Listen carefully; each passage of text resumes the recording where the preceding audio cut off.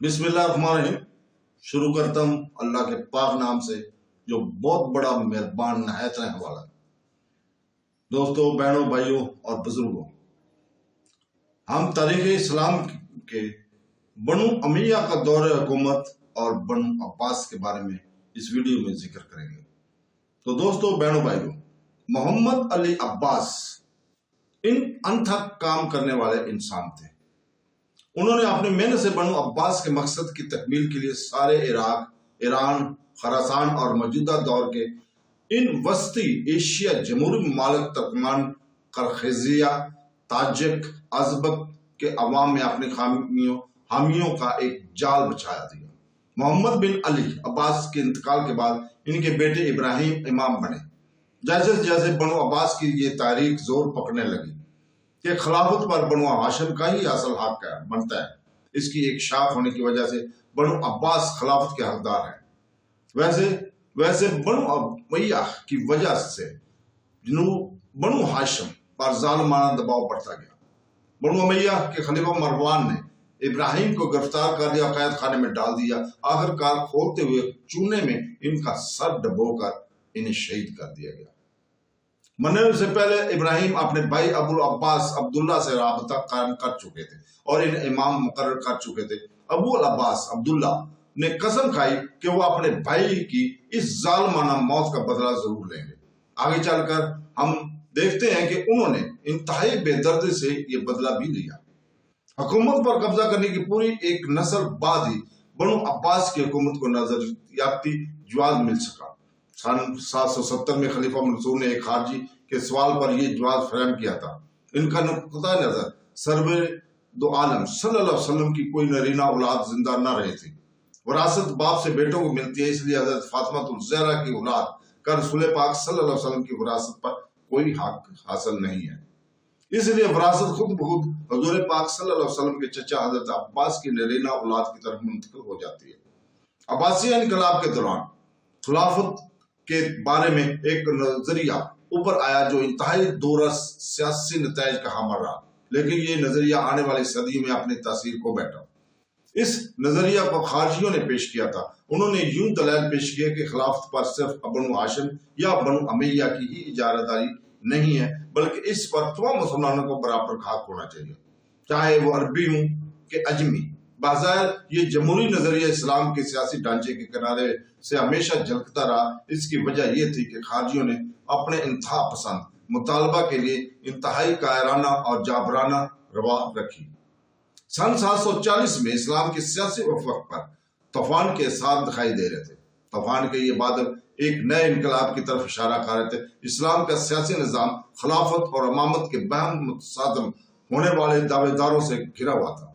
बनु Umayya बरइक़्तिदार थे, लेकिन इस इक़्तिदार को धीरे धीरे बनु हाशिम, बनु अब्बास के जरिए चैलेंज कर रहे थे। बनु अब्बास ने अलवियों से ये आराज एक तारीखी हादसा के जरिए पाई थी, लेकिन खुद अलवी जैदियों, फातिमियों, सबाइयों और असना अशरियों में बटे हुए थे। बनु उमय्या सियासत के ऐवान में हजरत अली बिन अबी तालिब रज़ियल्लाहु ताला की शहादत के बाद जबरदस्ती घुस आए थे और अपनी पोजीशन मुस्तहकम कर ली थी। हालांकि बनु उमय्या ने खिलाफत को इंतखाबी इजमा से निकालकर शख्सी बादशाहत में तब्दील कर लिया था, लेकिन सियासी जरूरत के तहत उन्होंने रासकुल अकीदा सुन्नी मसलक को बढ़ावा दिया। लेकिन वो बनु हाशिम या शियाने अली के मुतालबा को बजोरे ताकत दबा नहीं पाए। सुमाए उमर बिन अब्दुल अजीज के किसी और अमवी अमीर ने मुसलमानों में जारी और सारी इख्तिलाफात को दूर करने की संजीदगी के साथ कोई कोशिश नहीं की। रसाकशी जारी रही, जिसकी वजह से खारजियों के खिलाफ मुसलसल जंगे होते रहे। कभी कभी शियाने अली के साथ भी खूनी झड़पें होती रहीं, जैसे कि करबला के वाक़े से ज़ाहिर होता है। बनु उमय्या हमेशा से इन इतराज़ात के साथ में रहे कि उन्होंने इक़्तिदार को रसालत में आप सल्लल्लाहु अलैहि वसल्लम के घराने से खस्ब कर लिया है। ये इनका कमजोर सियासी बाजू था और यही वो नजरिया नुक्ता नजर था जिसने अब्बासी तारीख ने इन पर हमला किया। बनु उमय्या के 92 साल दौरे हुकूमत में तौहीद की जगह देनार ने ले ली।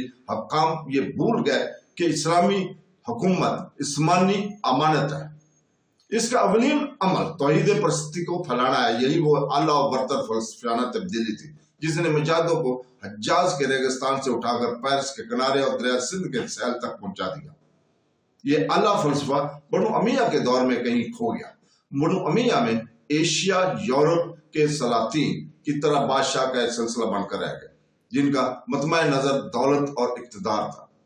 بادشاہ ٹیکس لگان جمع کرنے میں جٹ گئے تاکہ دمشق میں واقع ان کے لچھان محلوں کی شان و شوکت کو برقرار رکھا جا سکے۔ وہ روحانی لیڈرشپ کا حق کھو بیٹھے۔ جہاں عقیدہ کمزور ہو جاتا ہے وہاں تہذیب زوال پذیر ہو جاتی ہے۔ جب روحانیت کھو جاتی ہے تو سیاسی اقتدار تلوار کے زور سے ہی قائم رکھا جا سکتا ہے۔ بنو امیہ کے ساتھ ایسا ہی ہوا۔ ان کی حکومت حد سے زیادہ جبری ہوتی گئی جسے قائم رکھنے کے لیے ظلم کا سہارا لینا پڑا۔ اس جبر و تشدد کے لیے صرف بنو امیہ ہی کی دوش دینا ضرور غلط نہیں ہوگا۔ اسلامی سیاست کا نظام پہلے 4 خلفاء راشدین کے بعد خدا ترسی دور ہو گیا۔ اس کے بعد صرف ایک ہی مرتبہ حکومت کو آسمانی امانت سمجھا گیا۔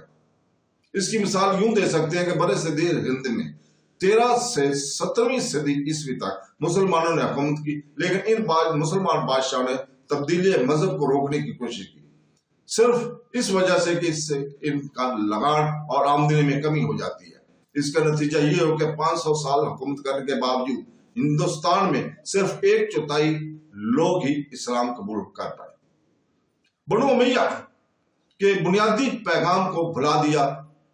وہ تو 9 مسلموں کے ساتھ ذلت کا برتاؤ کرتے۔ اکثر 9 مسلموں کو مذہب اسلام قبول کرنے کے باوجود جزیہ دینے پر مجبور کیا جاتا ہے۔ ابو حنیفہ رحمۃ اللہ علیہ نے جو عباسی انقلاب کے دوران زندہ تھے اس ناانصافی کے خلاف جہاد کیا۔ انہوں نے اپنے فتوے میں کہا اسلام قبول کرنے والے 9 مسلم طرف کا عقیدہ بھی عربوں اور حجازیوں کے عقیدے کے برابر ہے، لیکن بنو امیہ نے ایسی اصلاحات کا برا مانا اور امام ابو حنیفہ کو ان کی تحریک کی وجہ سے قید کر دیا گیا۔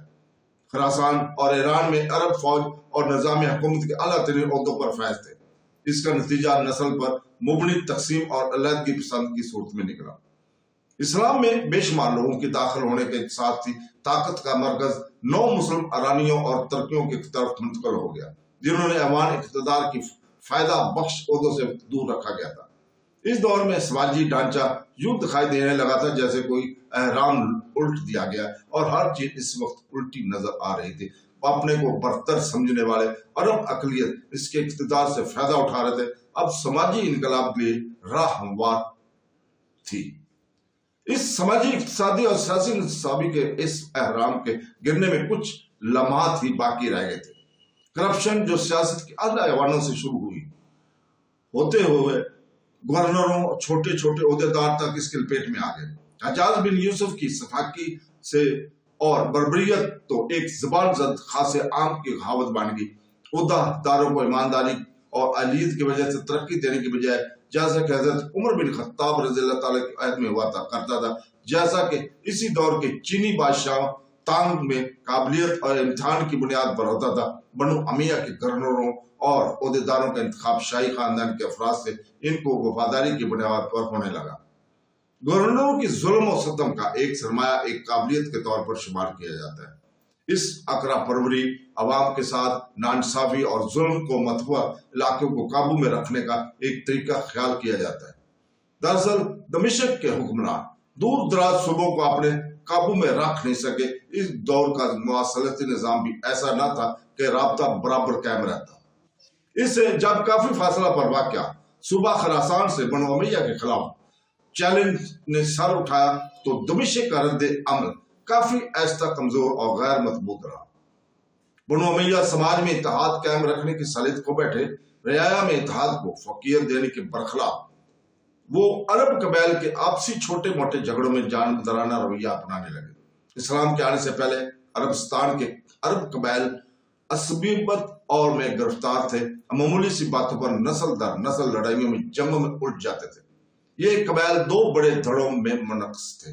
ایک تھا مزروعی شمالی عرب کے قبائلی، دوسرا حصہ تھا یمنی جو جنوبی عرب کے قبائل پر مشتمل تھا۔ حضور صلی اللہ علیہ وسلم ان قبائل کے زخموں پر مرہم لگایا، ان میں اتحاد و اخوت پیدا کیا، انہیں بہم شیر و شکل کر دیا، آپسی بھائی چاروں کی ڈور سے مضبوط باندھ دیا۔ بنو امیہ کے دور میں یہ قبائل کی تقسیم ایک بار پھر ابھر کر آئی۔ مزروعی قبائل بنو امیہ کا ساتھ نبھا رہے تھے، इन्हीं की पॉलिसियों की वजह से जुनूब के अरबी कबाइल यानी यमनी बनु उमैया के दुश्मन बन गए। नौजीदा अब्बासी इनकलाब के मेमारों ने इस तकसीम का पूरा फायदा उठाया। इब्ने खालदून ने लिखा है कि बनु उमैया धीरे धीरे शहरी तमद्दन के आदी हो गए और वो अरबों की इस बुनियादी सहराई आदात और खसलियतों को छोड़ बैठे। शहरी जिंदगी का बगाड़ असीबिया को तबाह कर दिया है। इब्ने खलदून के मुताबिक असीबिया यानी यही कबीली इत्तेहाद तहजीबों को जन्म देता है होता है। आगे चलकर आने वाले अमवी खुलफा दुश्मनिश के ऐशो इशरत भरी रंगीनी में यूं गुम हो गए कि वो आप पे अबाव इजदाद के अहल कबीलतियों से दूर हो गए। इनके इस मर्दाना और आगे बढ़ने का हौसला, ताकत और वलवला और असली जोश को ये बमुश्किल समझ सकते थे। दूसरे अल्फाज में अब वो वक्त आ गया था कि बनु उमैया तारीख के स्टेज से हट जाए। बनु अब्बास हर इस मैदान में कामयाब रहे जहां बनु उमैया नाकाम रहे थे। इनकी क़यादत इंतहाई काबिल रहबर के हाथ थे, जिसके पास एक आला मकसद हासिल करने का जज्बा था, जिसने बेहतरीन सिपहसालार मैदान जंग में उतारे। शाहसराना चालों से हरीफ की कमजोरियों का पूरा फायदा उठाया। इस इनकलाब की मरकजी शख्सियत थी अबू मुस्लिम खरसानी। ये ईरानी नजात था, पैदाइश इस्फहान में हुई और इस तरह मजलूम ईरानी अक्सरियत के लिए पैदाइशी तौर पर मसूमियत की संद लिए हुए था। इब्तदाई परवरिश कूफा में हुई, जहां के अवाम ने अरबों के बज़म के खुद आला नस्बी होने के गुरूर और गुस्सा का जायका भी अच्छी तरह चखा था। अब्बासियों का प्रोपगंडा छोटी छोटी जमातों के जरिए इराक में हो रहा था। अबू मुस्लिम को प्रोपगंडा का पहला हथियार एक अब्बासी दाई ईसा बिन मूसा सराज के जरिए मिला। इसकी अक्लमंदी और काबिलियत ने जल्दी अबू मुस्लिम की तवज्जो अपनी जानिब मुंतकिल कराई और इसने इमाम मोहम्मद बिन अली से इसका तारुफ करवाया। इमाम ने इस नौजवान में अंदरूनी तौर पर छुपी इन काबिलियतों को पहचान लिया। कुछ वक्त बाद इसको खरासान में मुकर्रर कर दिया। ये वाकया 744 में हुआ।